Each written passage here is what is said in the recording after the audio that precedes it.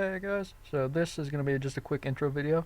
So I've decided to go back to Hearts of Iron, and my Japanese playthrough was corrupted as all hell, and the game's been updated a few times anyway, so meh. And then I installed a bunch of mods just to make absolutely certain that I'd never be able to play that save again. So I'm going to be starting over, and I tried to think of what would be a really exciting nation to play as. I've always liked the idea of trying to play the Soviet Union, but at the same time, I don't really want to play the Soviet Union, at least not right now. None of the Scandinavian nations. No offense to all of Finland here. I'm sorry, Fox, but it's true. But none of the Scandinavian nations really get any interesting action. Norway gets invaded and leveled by Germany. Finland does have the pretty interesting winter wars, but they're when I say pretty interesting, I meant in reality they were incredibly interesting in game. You take your strongest units, you set them up around here, and then you let the Russians kill themselves trying to attack you with your ridiculously high defensive line. It basically turns into almost like a World War One slugging match, with just how this game's set up. So it's not really very exciting, not like it was in reality, which was one of the most interesting wars. Um, Also get shit on Russia, but the important thing is, I've decided to play as Germany, yay! And I've decided that I'm going to do what I'm calling a happy Nazi playthrough. I don't actually like playing as Germany while they're going full Nazi mode because I don't really agree with pretty much anything that they did. But at the same time, they are in the most interesting strategic position. And they have a lot of fun. I have tried playing a Germany playthrough before, basically where in the very beginning of the game I modded it so it was so they had a very liberal, a nice democracy, which has some interesting side effects. Pretty much none of the events fire because all of them are dependent on Nazi Germany, being Nazi Germany, and if you make them not Nazis. And then the fact that you're basically competing with the United Kingdom for allies, it's all of a sudden almost impossible for you to ally with Italy because they're fascist and they don't like you if you go democratic. It's a really bizarre way to play the game. I basically ended up allying with Poland to fight against Russia, and the allies were just like, "Fuck it, we don't care what's happening," and I ended up conquering Russia with Poland's help before going to war with the allies. It was a really interesting playthrough, but this one we're gonna play reasonably historically, to an extent. And when I say to an extent, it's not going to be very realistic. Basically, I left the Nazi party in charge. I killed off Hitler and I replaced him with, I forgot his name already, but the German admiral that was in charge of their navy. Basically, the least fascist of the Nazis. He's still a Nazi, but he's a happy Nazi, and again, that's why I'm calling this the happy Nazi playthrough. Basically, the entire ideology behind the Nazi Germany was, we are the German race. The German race is superior to all of the other races, and we're going to kill them all. And then we're going to replace them with Germans. And if you don't want to be German, we're just gonna kill you, even if you're an actual German. So what this playthrough is taking that ideology and replacing race with culture, and basically saying we are the German culture. We're going to forcibly bring the German culture everywhere, basically like what the Roman Empire did. The Roman Empire basically moved in, took over nations, and said, all right, like Gauls, back when the Roman Empire was spreading out and France was all Gaelic, they basically came out and said, look, Gauls, you're Roman now. If you don't like that, we're going to kill you. Everyone who's okay with being Roman, we're going to let you live and be Roman. And then they didn't so much directly control the area. They basically they ended up with their own representation and crap like that. But ultimately, there's an empire, so the Roman emperor, whatever he says, does go. But the end result basically is that you're whatever race you are. You don't get to choose your race, and it's fine. Race isn't important. What's important is that you're Roman now, so deal with it. And then they brought the prosperity of the Roman Empire, and everyone was okay with it. That's basically what I'm going to try and do as Germany. I'm going to bring the prosperity of the German way of thinking and the German culture to every nation. That's so replacing race with culture. That it sounds like a small change, but the difference is colossal. And to an extent, that's almost what the United States ended up doing. The United States, we did take over a lot of territory that honestly wasn't ours, and we did kind of wipe out the native peoples for the most part. But after that, once we had taken over the entirety of the United States, we needed more people because our population, relative to how much land we had, was ridiculously small. our population density today is still pretty damn small compared to Europe, but the base what we did in America was we said, look, we'll take immigrants from anywhere in the world as long as you become American.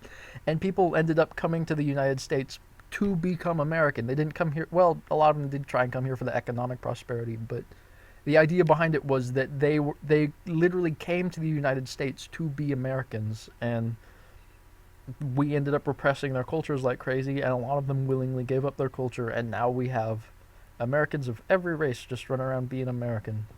Just ignore all the bullshit you see in the media. The United States is actually objectively one of the, if not the least racist nation in the world. And I know how ridiculous that claim might sound if you're a progressive liberal idiot, but actually look it up. It's actually a pretty well documented fact. But anyway, moving on. The idea behind this German playthrough is basically we're going to be doing something similar, except plus aggressive territorial expansion. So we're basically going to take all of the used to be German nations and the areas of Poland that used to be German, and we're going to make them all German again. And then we're going to start taking the rest of Poland, and basically what we're going to say is it's okay to be Polish. You just have to be a German Polish, all right? You don't even have to learn to speak German, okay? We will accept you speaking whatever language you want as long as you're supporting the German Reich, and we'll support you and we'll all be happy. And that is the ideology that I'm going to be using to repress everyone. But I'm going to be doing it with a smile on my face and a warm fuzzy heart, knowing that I'm making the world a better place by violently conquering everyone. And we're going to do the same thing to the French. Hopefully we're going to end up doing the same thing to the British, and we're definitely going to bring the prosperity of the German Reich to the Soviet Union, because let's be honest, collectivism is horrible. And ultimately, Nazism and communism are both collective. They're just collective in different ways. So, communism is collective in the idea that there are the oppressors and the oppressed. And the oppressed need to rise up and basically oppress the oppressors. Because if you oppress the oppressors, then everyone will be happy. That was the entire ideology behind communism. There's us and there's them. And it's those rich, capitalist, exploitive imperialist bastards. They're the other, and everyone who's being exploited by them is the in-group, and the in-group then goes and oppresses the out-group. That's what Marxism is. Fascism is almost the exact opposite. Fascism is, we're white, we control the empire, everyone else is inferior, so we're going to kill them. It's the exact opposite. We're the oppressors. And because we are the oppressors, the fact that we are so much better than them, we've been able to oppress them to this extent, is why it's perfectly logical and right for us to be oppressing them, and we're just going to escalate it like crazy. So that's something some people do have a bit of an issue with, and neither of these, there's not really a left-right dichotomy here. I mean, Germany, it's the actual official name of their party. It's the Socialist Party. I thought socialism is what communism was. It's not. But again, it's not really a left-right dichotomy between fascism and communism. They're not. Neither of them are intrinsically left or right. You can be a very, very racist left-wing person.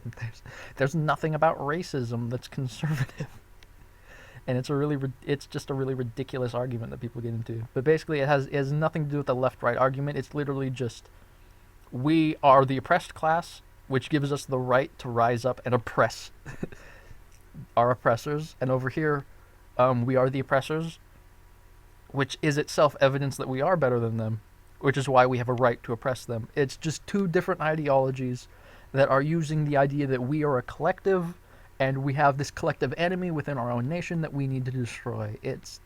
That's what both of these ideologies are. The only real difference is that the Germans were basically trying to say, look, we're better than everyone, and the fact that we are already on top is evidence of this, while in the Soviet Union they were trying to say, look, they're oppressing us, that gives us a right to hate them, and if you can hate someone, then you can oppress them, and you can commit mass genocide, and it's all justified because of all these horrible, horrible things that they did, despite the fact that the second you gain power, you are now, by definition, the upper class.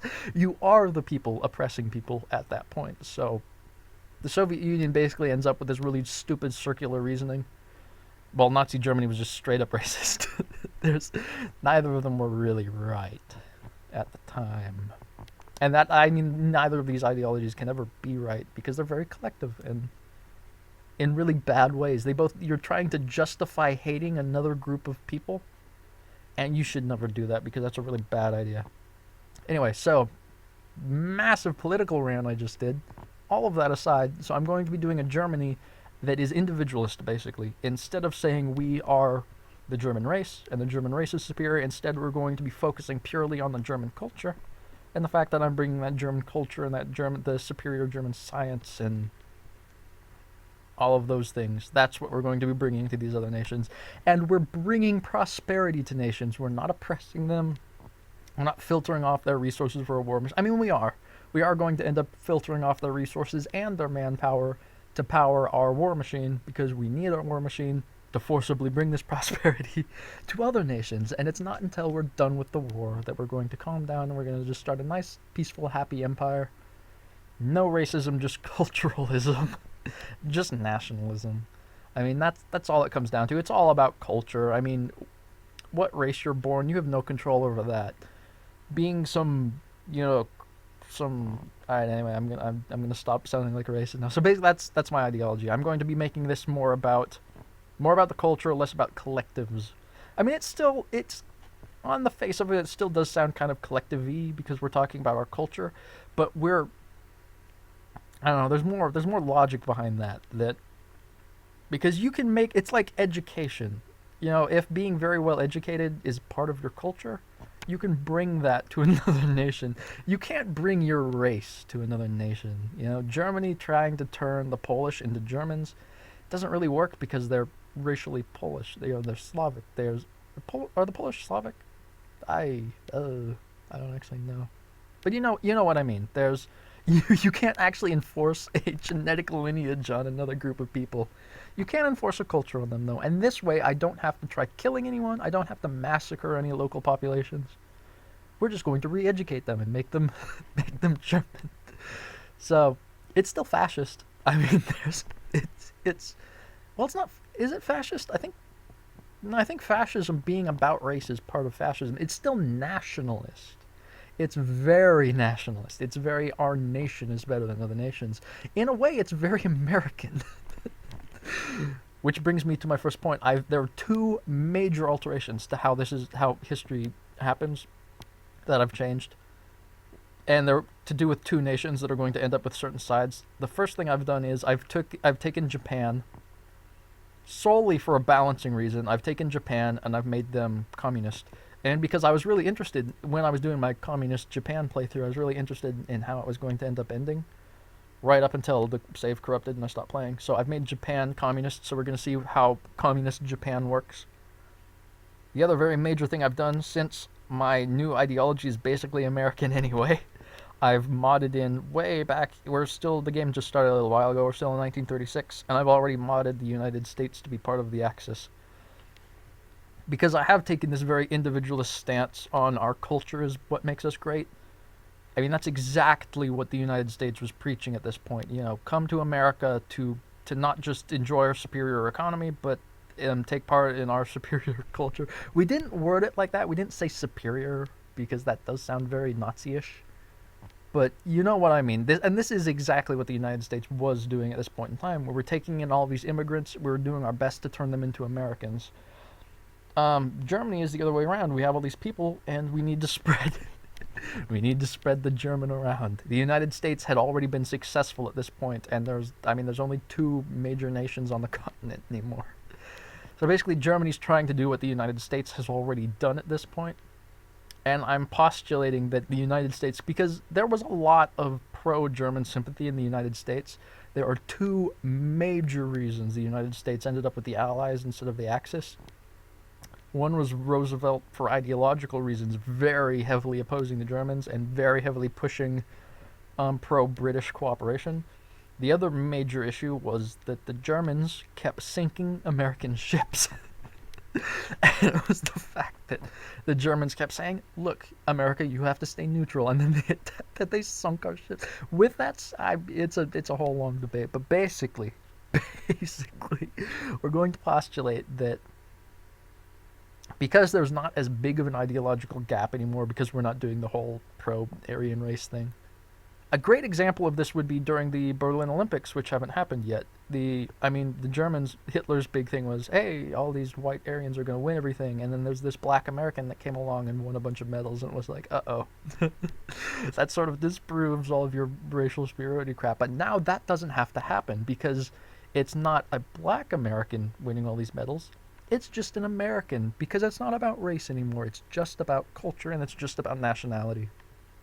And I believe that's something that America, especially at this point in history, could really heavily get behind. So I don't actually see it as that big of a stretch that the United States would end up joining the Axis instead of the Allies if Germany really was doing a cultural nationalism rather than a racial nationalism. So this is it's obviously not realistic because that's not at all what actually happened. But this one change I've done with Germany that I'm going to be playing Germany as, I actually do think that having the United States join them is a reasonable thing to have happen. I've also done some other things. I've upped Germany's. I've basically made these two massive centers of. I've gotten rid of most of the German army almost entirely. Basically, I'm also assuming that Germany, having this leader that's not Hitler, that's pro-nationalism, is also, to an extent, was pro-cooperation. So instead of concentrating all of the resources on building the Air Force back up, which they weren't allowed to have any of it all, I believe, at the time, basically, instead of violating the Treaty of Versailles to such an extreme extent, instead, they focused on building up these two major industrial bases. So, and you will notice I've put them in areas where they're likely not to be bombed. I've strategically placed them. But basically, instead of building aircraft, I've been building factories, which now as we're starting to get war, while I have a lot less stuff than I would normally, I basically only have these two army groups, no aircraft at all, and I believe I only have this one passenger. Yeah, I have one passenger ship.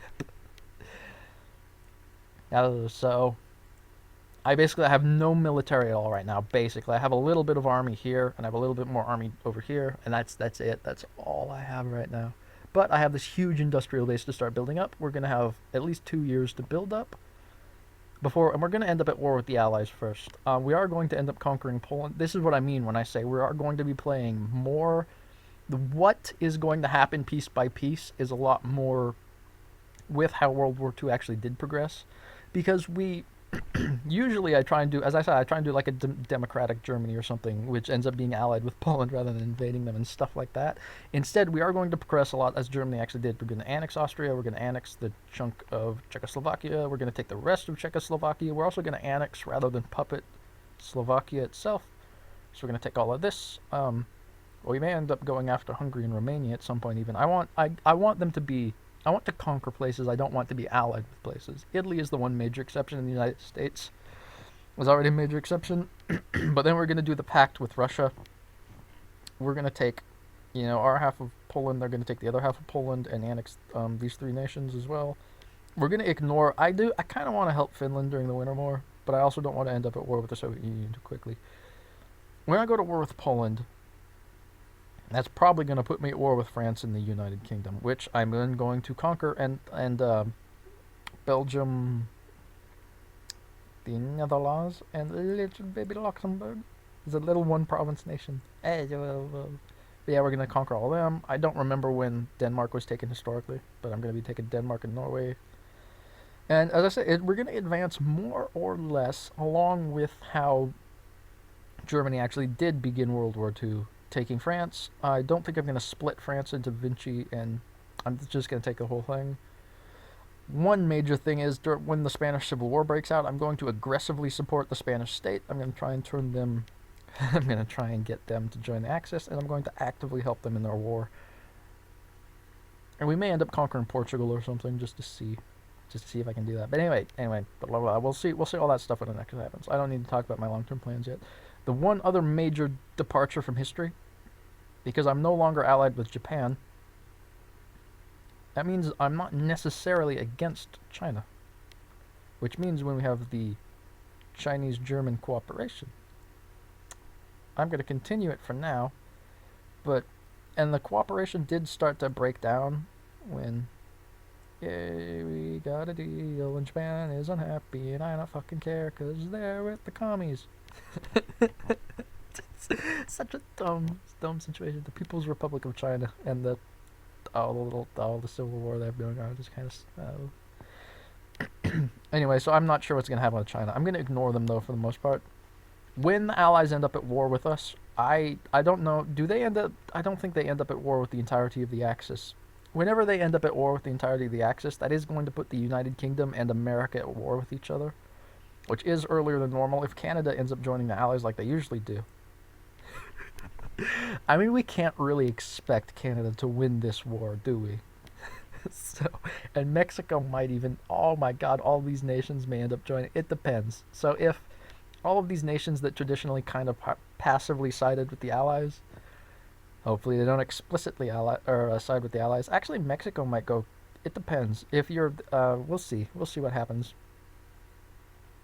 But anyway, so I'm gonna end this video now. This video is just a little intro and a little political ramble I didn't intend to do. This was supposed to be like a 2 to 3 minute video.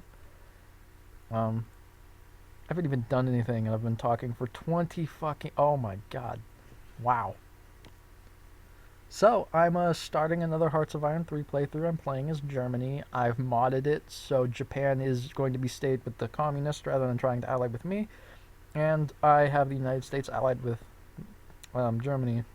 And I have done a little bit of, just really quick, I have, as I said, I've upped Germany's industrial situation a little bit as well. I've also upped their learning to make up for the fact that the Nazis were pretty good at killing or at least scaring off some of the top scientists. Since I'm not doing that, Einstein can stay and everyone else can stay, so yay. So I have artificially upped Germany's learning a little bit. But I've also dropped their manpower to make up for the fact that we're not doing this big, massive recruit. Well, we are. We're going to draft like crazy. But I've nerfed their manpower a bit just to make up for the fact that I've forcibly allied the United States with us, and to make up for the fact that I have upped our learning a bit. So just to make it so I don't end up with an excessively powerful Germany, to keep it reasonably fair and fun. So I'm not sure which video where I'm going to be in the video. The annexation of Austria, Czechoslovakia, and the Czech half, all of Czechoslovakia. I think the war with Poland, unless something really interesting ends up happening with the Spanish Civil War, the first actual video I'm going to do is probably going to be my invasion of Poland. I might start with like an invasion of Denmark first or something, just to be a smartass. Denmark. They got some stuff right now. Oh, and Sweden's trying to ally themselves with us. So the AI of Sweden might end up not being as neutral as they were in reality. And I am going to conquer Norway. I might end up conquering Sweden. And I might end up doing some serious supporting of Finland. I'm not sure. I do. I feel like I owe it to Fox.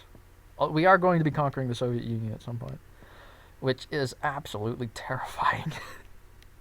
Oh, it's going to be a long war.